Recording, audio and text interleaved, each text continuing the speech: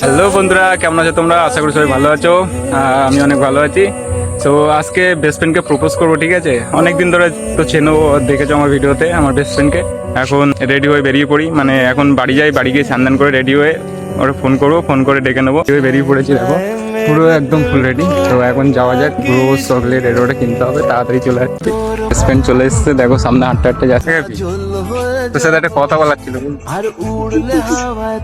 হাসছিস কেন? বল না। আমার হয়ে যা তুই, আমি তোর হয়ে যা।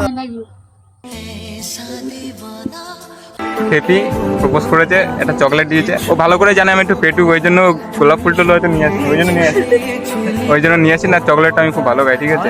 ময়টা হলো না আজকে, কপাল ভালো ছিল। হয়তো আমি প্রপোজ করলে রিজেক্টিভ হয়ে যেতাম। তো দেখা হচ্ছে পরবর্তী ভিডিওতে। টাটা ভাই, টাটা গাইস।